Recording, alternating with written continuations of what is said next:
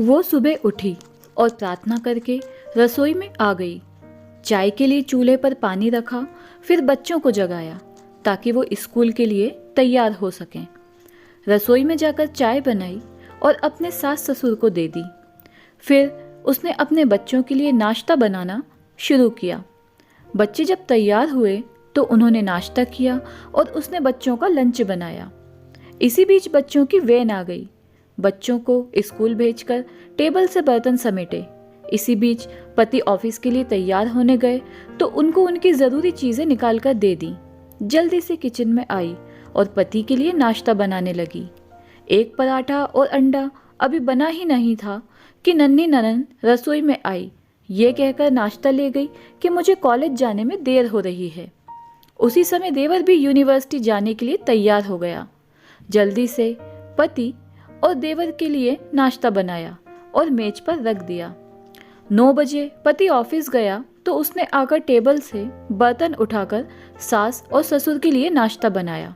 जब तक सास ससुर ने नाश्ता किया तब तक वो रसोई साफ कर बर्तन धो चुकी थी। सास ससुर के नाश्ते के बर्तन समेट ही रही थी कि तभी सफाई वाली मासी आ गई तो उनके साथ मिलकर घर की साफ सफाई की। मासी को विदा किया तो 11 बज चुके थे। तभी घंटी बजी और उसकी विवाहित ननन अपने 2 छोटे बच्चों के साथ आ गई। मेहमानों के लिए जल्दी जल्दी चाय और उसके साथ कुछ नाश्ता बनाया। उस समय 12 बज रहे थे। जल्दी से रसोई में खाना बनाने गई तो सास की आवाज आई, आज अपनी ननन के लिए कुछ अच्छा बनाना। उसने ननन के लिए स्वादिष्ट खाना बनाया और जल्दी जल्दी रोटी बनाने लगी क्योंकि 1 बजे थे और उसके बच्चे आने वाले थे। बच्चे जब स्कूल से आए तो उन्होंने हाथ मुंह धोए, कपड़े बदले और उसने उन्हें खाना खिलाया। तभी कॉलेज से छोटी ननन भी आ गई और देवर भी वापस आ गया। उसने सबके लिए जल्दी जल्दी रोटी बनाई और सबको परोस कर खिलाया। जब सब खाकर उठे तो 3 बज चुके थे और उसे अचानक भूख लगी। उसने मेज पर हॉट पॉट में देखा तो एक भी रोटी नहीं बची थी। वो सब बर्तन समेटकर रसोई में जा ही रही थी, उतने में उसका पति घर में दाखिल हुआ। उसने कहा, मुझे बहुत भूख लगी है, जल्दी से खाना निकालो।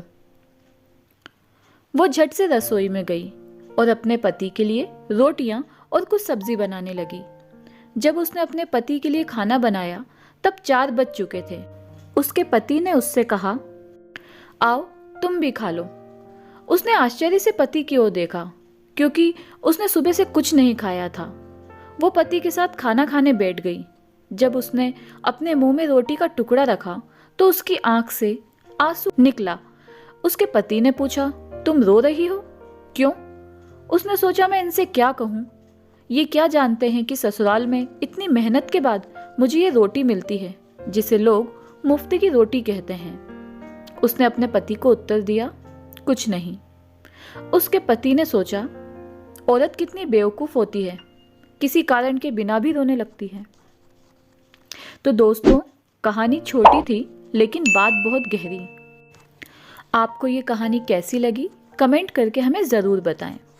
धन्यवाद दोस्तों।